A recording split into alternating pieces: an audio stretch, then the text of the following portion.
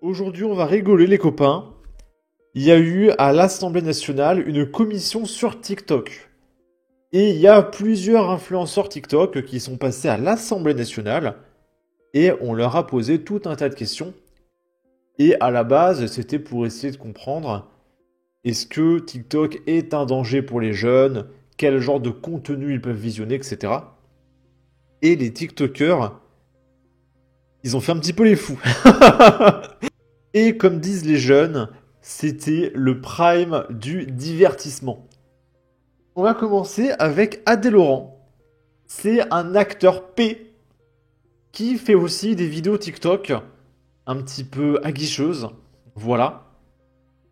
Et il y a un membre de la commission qui essaie de savoir si Adé Laurent il fait du contenu qui n'est pas adapté aux jeunes.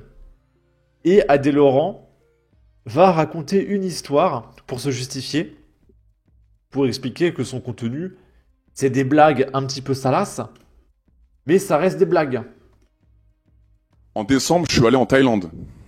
Je sais pas, peut-être que ça vous fait rigoler. Moi, ça m'a fait beaucoup rire et ça a fait rire beaucoup de gens. En étant créateur de contenu pour adultes, j'ai visité un espace où il y avait des éléphants. Donc j'ai pris une vidéo avec un éléphant et j'ai dit un concurrent sérieux, avec la métaphore de la trompe. Voilà. Ça vous fait rire, monsieur? C'est marrant. Et du coup, il y a un membre de la commission qui rigole, et il dit, bah voilà, vous avez vu, c'est rigolo. Et il raconte cette histoire comme ça à la commission. C'est assez dingue. Hein. Là, c'est Nasdaq. Alors lui, je ne l'apprécie pas particulièrement, mais aujourd'hui, il a été incroyable. J'ai du mal à le dire, hein. On parle de Nasdaq.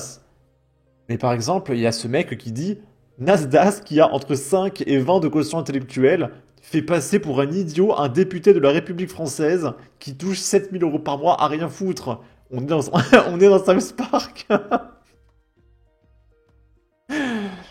On va commencer avec cette séquence où Nasdaq parle des souffrances psychologiques et de la santé mentale des créateurs de contenu.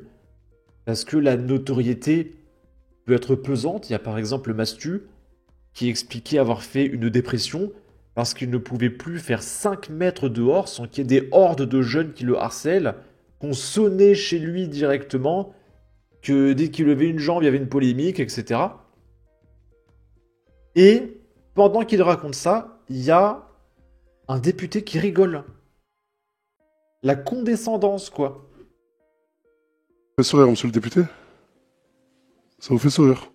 Je vous parle de la santé mentale des créateurs de contenu. Excusez-moi, je vous demande pas de me faire de remarques, vous êtes ici en audition. Vous souriez pendant que je parle. C'est pas une remarque, c'est déplaisant mais pour moi. je suis pas, c'est pas par rapport à vous, Ah, d'accord? autant pour moi, Voilà. autant pour moi. Donc je vous remercie de continuer votre propos. Voilà. En fait, vous allez voir que pendant ces séquences, on constate qu'il y a un décalage entre les députés qui sont payés 8 000 € par mois, mais qui en réalité nous coûtent 24 000 € par mois parce qu'ils ont droit à des enveloppes, des aides, etc. Et là, ils font face à des mecs qui n'ont pas peur de les remettre à leur place, de leur dire mais vous vous prenez pour qui en fait? Et c'est vraiment fantastique. Et en fait, des simples TikTokers au quotient intellectuel de 50 peuvent détruire des députés parce qu'ils n'ont jamais fait face à la contradiction. Du coup, là aussi, il y a le député qui demande est-ce que vous avez financé des partis politiques? Est-ce que vous donnez de l'argent à des mineurs, etc. Et Nasdaq éclate de rire et il bégaye complètement et il dit mais qu'est-ce que c'est que ces questions en fait? C'est un cirque. Je suis d'accord, hein, c'est quand même complètement dingue. Je n'apprécie pas Nasdaq, mais jamais personne ne l'a accusé de financer des partis politiques, etc. hein. Il est complètement déconnecté, ce député. Il est socialiste, je crois. Peut-être que je me trompe. Hein. Vous avez déjà distribué de l'argent à des mineurs. Est-ce que vous avez déjà distribué de l'argent à des partis politiques? Non, mais c'est pas évident, mais c'est quoi, c'est que... Alors, sur le... Monsieur, là, c'est que monsieur mais Verbrey, vous pourriez je préciser vais vous pourquoi relire la commission, là, parce que là, Excusez-moi. c'est un gars, Je vais vous demander de préciser pourquoi vous demandez sur les partis politiques et quel est le rapport avec la commission d'enquête. Non, mais donne-moi le papier, donne-moi le papier, s'il te plaît. Est-ce que vous pouvez être plus précis? Pardon. En fait, sur la question des mineurs, je pense que c'est dans le... C'est très bizarre comment il parle à son avocat. Donne le papier. À deux doigts de dire frère. Frère, donne le papier, frère. Faut que je dois relire la procédure, frère. Passe, cousin.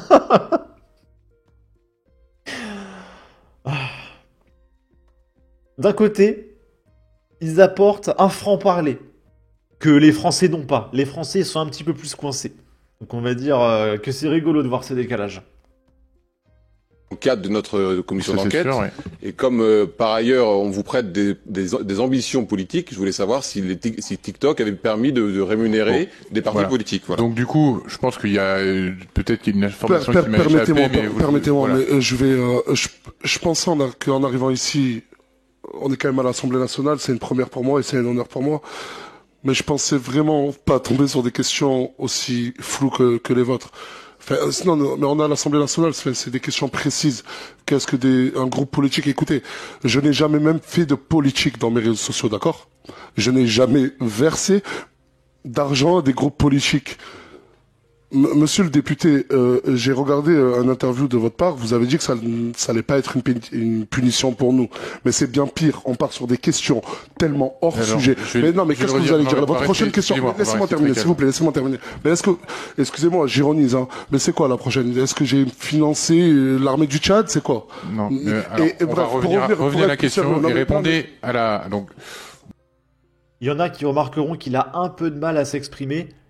Mais il faut comprendre qu'il y a quand même une certaine pression. T'es à l'Assemblée nationale, il y a 15 mecs en costume qui te regardent. Tu sais que t'es en train d'être visionné par 3 millions de téléspectateurs. Donc je comprends qu'ils soient un petit peu stressés, que ce soit pas facile, etc.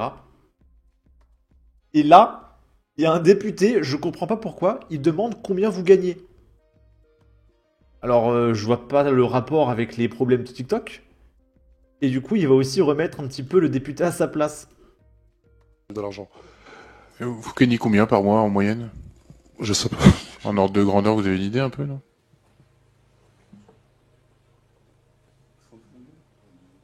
Après, c'est un chiffre d'affaires. Ouais. Ça vient pas dans ma poche. Mais en CA, en chiffre d'affaires, ouais, on est à des centaines de milliers d'euros. Des centaines? Ouais, Quelques centaines. Ouais, deux.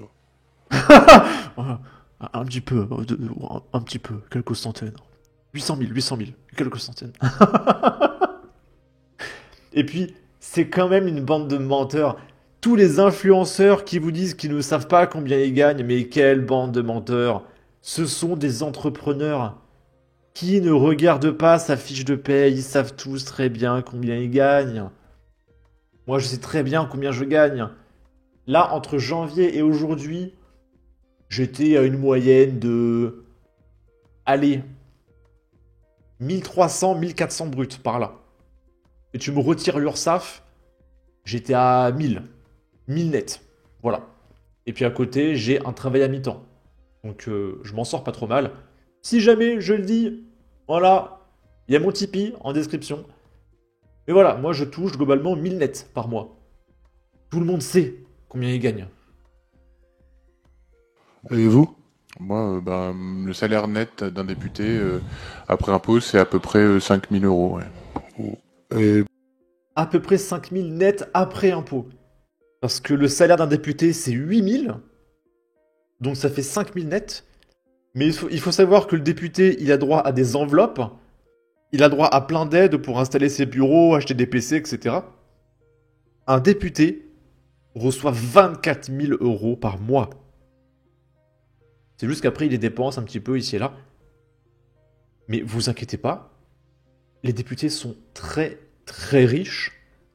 Et imaginez, 577 députés multipliés par 24 000 euros par mois, multipliés par 12 pour faire un an. Et vous ramenez ça à un quinquennat. Combien nous coûtent les députés? Je vais prendre ma calculette, mais mon téléphone il rame. Ok, c'est bon. 24 000 multiplié par 577 députés, ça fait 13 848 000 euros par mois. Multiplié par 12, ça fait 166 millions d'euros par an. Multiplié par 5, Ça fait 830 880 000 euros pour un quinquennat juste pour payer les députés. Juste les payer, hein. Leur travail, c'est de signer des papiers. 830 millions d'euros. Voilà. Et on est à la recherche de 40 milliards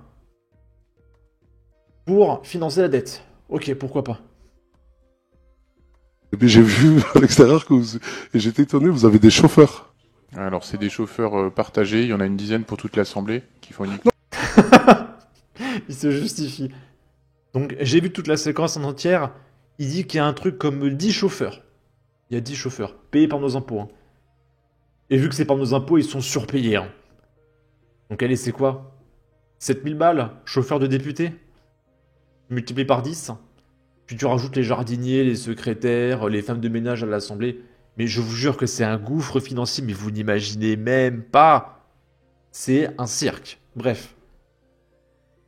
On va terminer avec Alex Hitchen, qui a raccroché au nez, il était en visio, et le député l'a saoulé. Il a fait allez, vas-y, ça casse-toi. Il s'est barré. Ah, ça fait plaisir de voir les députés se faire rembarrer. Il y en a marre des petits bourgeois en costume qui te prennent de haut, vraiment, hein. Je parlais du fait que dans ce monde qui est dur, que fait une femme dehors après 22 heures? Et je poursuivais ensuite, il est préférable de sortir avec une amie, ou avec deux amis, ou avec un homme. Donc là, il se fait interroger pour son masculinisme toxique. Parce que Alex est réputé pour son masculinisme, et il explique que la femme doit tout le temps être accompagnée d'un homme pour sortir dehors, que l'homme doit protéger sa compagne, etc. Vous avez pris 10 secondes de mon propos, vous l'avez isolé, et vous venez de me le balancer à la gueule. C'est le problème de Balancer à TikTok. la gueule. Et là, je ne peux pas le dire sur YouTube, mais il va citer son propos, parce que Alex a dit qu'une dame à 22 heures qui sort toute seule dehors, c'est une PUT. Et du coup, le député veut une réponse. Alex explique que ça a été sorti de son contexte. Je pense quand même que c'est pas parce qu'elle sort à 22 heures que c'est une pointeuse, Alex. Faut se calmer un petit peu. Problématique. Sur TikTok et Alors, sur par YouTube, les exemple, si conditions. vous changez- Excusez-moi, je vais si finir. vous changez de sujet- Laissez-moi finir, s'il vous Si plaît. vous changez de sujet, alors, Je vous demande de me laisser excusez-moi. finir. C'est moi qui mène l'audition. C'est Je suis une président de la commission commission d'enquête. Je vous demande de me laisser finir. monsieur, vous êtes peut-être Non, je président, voulais. Je mais suis si vous président. devez Excusez-moi. former mes propos, il y Excusez-moi. aura On plus de va couper le président. son de Monsieur Hitchen, s'il vous plaît, si vous continuez. Vous voulez- Voilà. Donc Oui, je finis mon propos, s'il vous plaît. Je vous disais. Au revoir, c'est- monsieur. Voilà. Bonne journée. Je finis mon propos.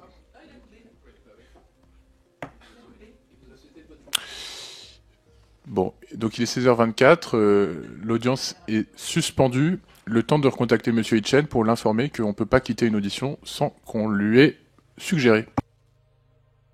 Il risque rien, il a été invité, il n'était pas obligé de venir de base, hein.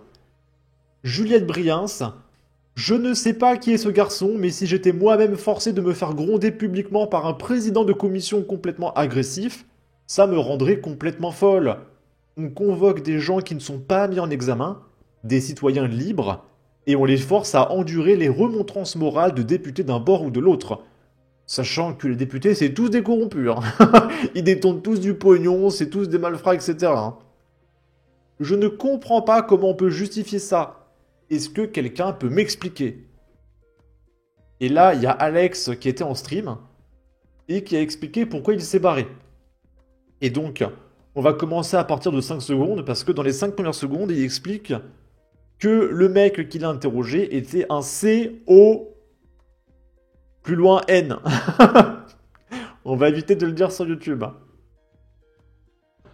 Bonne journée, j'y vais. Ciao. Au revoir. Tu vois, littéralement, il y a des personnes avec qui tu ne peux pas débattre. Elles n'ont pas les compétences. Donc, lorsque tu remarques qu'elles n'ont plus les compétences, ça ne sert à rien. Tu peux prendre une féministe LGBT++. Tu peux lui parler pendant 6 heures d'affilée. En lui balançant des preuves factuelles, elle te dira « Non, mais je suis pas d'accord. » Oui, mais dis-moi pourquoi. Non. Tu vois, Ok. En tout cas, c'était un petit peu rigolo. N'hésitez pas à dire ce que vous en pensez. Hop, hop, hop, hop, hop, je devais arrêter la vidéo, mais j'ai vu ça sur Twitter. C'est Alerte Info qui nous dit Alex Hitchens sera convoqué à nouveau dans les plus brefs délais. En cas de refus de se présenter, il s'expose à des sanctions pouvant inclure une amende maximale de 7 500 € et une peine d'emprisonnement pouvant aller jusqu'à 2 ans. Parce qu'il veut pas aller à la commission. Alors que pourtant, c'est une invitation. Il n'était même pas obligé de venir. Mais il a accepté, maintenant il n'a plus le choix. C'est bizarre. C'est très très très bizarre. Je pense qu'ils ont surtout pas aimé qu'il leur accroche au nez. Et du coup, il va se faire défoncer. Problème. Note de la communauté. Alex Hitchens est résident fiscal à Dubaï. Le mec s'est barré de la France. Il paie plus ses impôts en France. Il en a eu marre de ce pays communiste. Une peine de prison peut être prononcée en France, mais son exécution reste improbable sans retour en France ou extradition peu envisageable faute de traité automatique et en absence d'une infraction grave reconnue des deux côtés. Parce que s'il reste à Dubaï,